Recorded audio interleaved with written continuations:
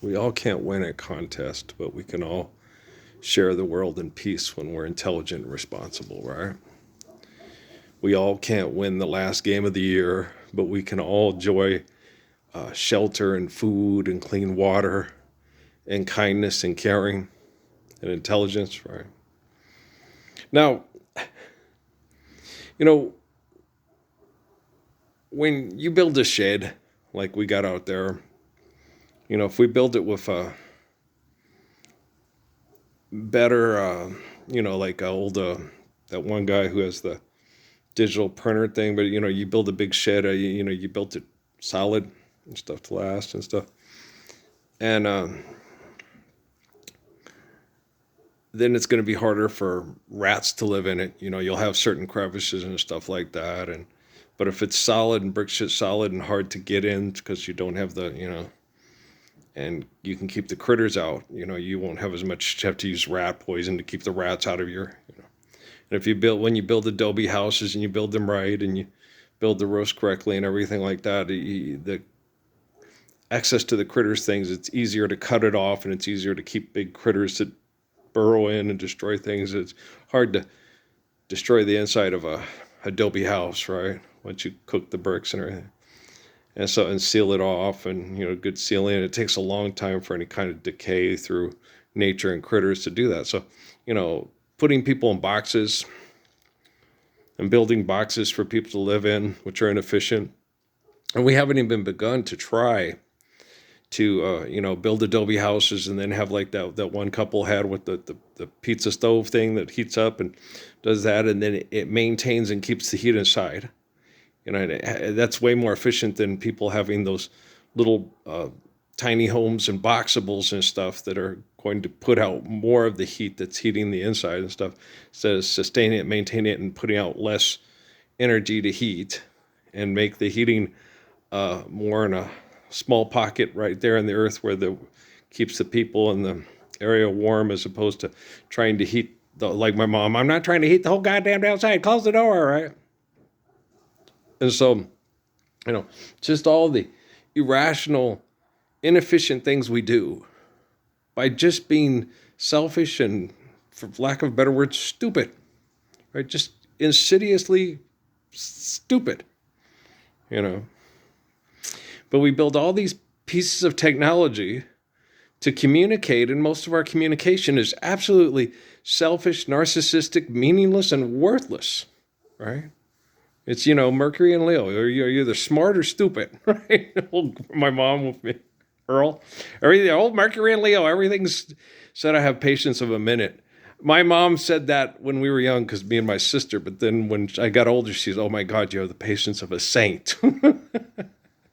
When she saw my first marriage and she saw me deal with other people, she's my gosh, Earl, you have the patience of a saint. How do you do that? How do you tolerate that? Life's eternal and grace is infinite. Okay. If you let the selfishness and the stupidity of others make you engage and compete and I'm going to win, it makes our eternal existence through an infinite essence just stupid, meaningless, and constantly putting it at risk, right? They had this one video on YouTube that people are still making videos like this. Why does God allow trauma? Why does God allow trauma? And these people talk, it's like, motherfucker, God's omniscient and omnipotent. God is the essence of all existence. And if you understand natural laws, if you could read the book that you think you're talking about, right? You are given life and you're given free will, okay? And in free will, you can worship God or not worship God. To be or not to be, that is a question, okay?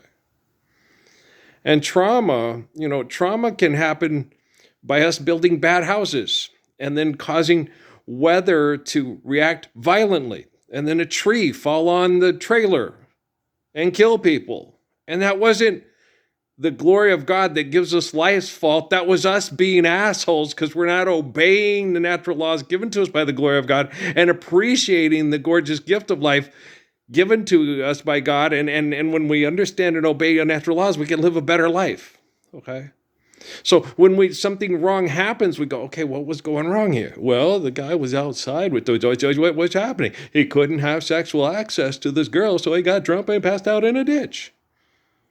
Then all the questions are pretty much answered. And if you can't sit down and explain to your son, okay, you can't have sex with this girl that you're obsessed with, and so you'd rather die than if you can't have sex with her, right? Don't you think that's a tad bit extreme, life being eternal and grace being infinite? Okay. Don't you think that's putting, your capacity to exist through sexual reproduction to an irrational, aggressive, competitive extreme that doesn't need to be expressed that way or engaged in that way, right? So, and then you have all these, like I'm watching Big Bang Theory, one where Raj is thinking that Howard's going to ask him to have sex with his wife if he dies in space, and and this is supposed to be funny, right? And it'd be better to rip your eye out of your socket and step on it than lust after your best friend's wife, right? And we were living, forgive debt and trespass and love one eternal faithful peace, and share, care, given accordance to need, built to last, because life is eternal, grace is infinite. Would we be watching these idiots holding food and housing hostage and saying, you've got a great credit score, this is complete, oh wow, you've got debt relief? Debt relief is living the Lord's Prayer, you stupid cuntilingus cow faces. Okay? But you still get these people.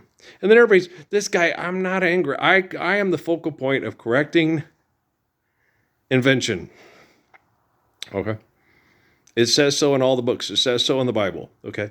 There's extensive information, okay, that only lines up with my life in the Gospels. A lot of things that Raphael's, so the son they call Lord, the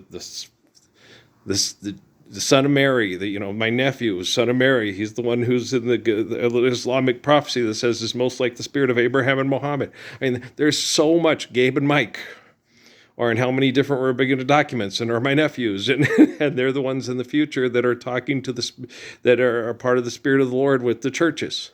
I don't deal with the churches. Gabe and Mike do, and their family do. I don't. I don't deal with the institutions that are called churches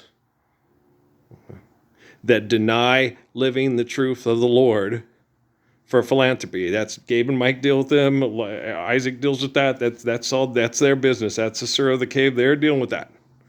Okay, I don't deal with that shit. They come and insult me all the time, right to my face. I'm the bravest, most kind, protecting, intelligent, charismatic person they've ever met. The bravest person they've ever met. And they treat murderers for the military and athletes who do things for fun. I kicked, like I said, I'm not being jealous. I was better than all these assholes. Okay? Michael Jordan wouldn't have won 6 championships if I had ended up playing for Paul Westphal. Okay? Charles Barkley would be like, you only run 2. I ran 4 till Earl quit. And if Earl hadn't decided he wanted to go make love to his wife and raise his kids, we'd have had a lot more.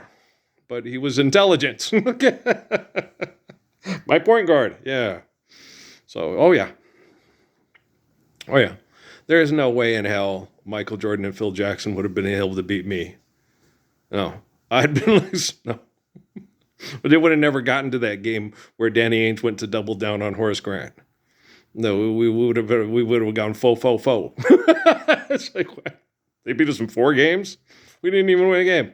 I wanted to get it over with. I wanted to go make love to my wife and raise my kids. The more time I spend flying back and forth to Chicago and Salt Lake City and Houston and all that, the less time I get to spend with my wife and my kids. And that's just unacceptable to me. Somebody should punch me in the face before every game, right? When I was young and we were stupid and the technology was in a completely different place, if I had decided to make choices that were unacceptable to me uh, emotionally and intellectually, but I looked at it financially and did it anyway. Okay. But I didn't. Okay. I didn't. I was being manipulated by secular groups that call themselves religions that were trying to put me into a moral code situation to where I would do things and be successful. And it would be because of their uh, philanthropy institutions. So it was David Rockefeller and his wackadoodles at war against the institutions that called themselves religions. And when I got to Sierra Vista, I was able to explain to him, "You're all fucking crazy," and he knew it. He knew it. He was like, "God dang," because he couldn't get anybody to, I would always tell him that. Why can't you, get your family to stop being these murdering, espionage, psychopath, sicko fuckheads? He's like, "Can you get your family to believe that you're the Messiah, Earl?" No. Can you get them to get up and support you and stand up for the Lord's Prayer with you publicly? No. Okay. Then what makes you think I can get my sicko family that makes your family act the way they do to be decent? Okay. I know. Randolph, with your gun so bright, won't you shoot my wife tonight? I get it. And so that's not what's going to happen. It's already happened. I've already done everything necessary to perform the apocalypse. All we're doing now is just basically waiting to see how it's going to work out with the technology and how well the human beings that survive it can recover with the planet. So physically, mentally, emotionally, psychologically, right? The thing is, it's what's weird. I'm sitting here watching reruns of The Big Bang Theory. And, people hardly watch MASH anymore. And MASH was the thing that everybody watched back when I was a kid. But the landscape of the propaganda and the indoctrination has changed. So it went to Friends for a while. Now the big thing is Big Bang Theory is the one that sings in syndication, which is the one that's most influential. Okay?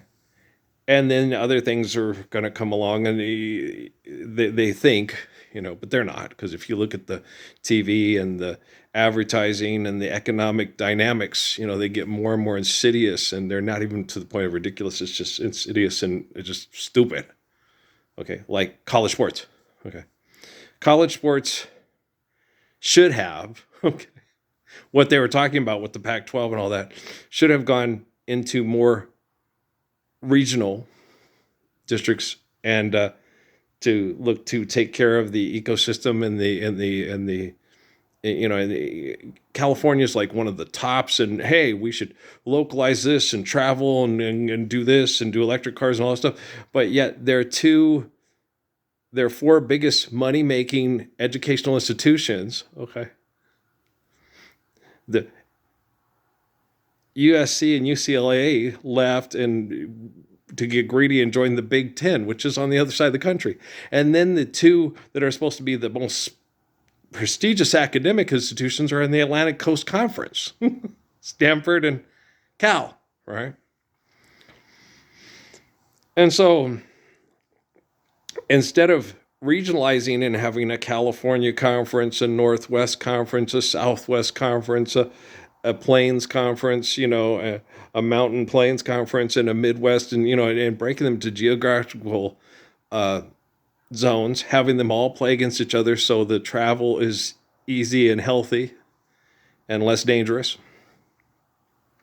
Money's not real. Don't be a dumbass. And so you do all that. And then at the end of the year, picking out regional sites to play the tournaments. So you have the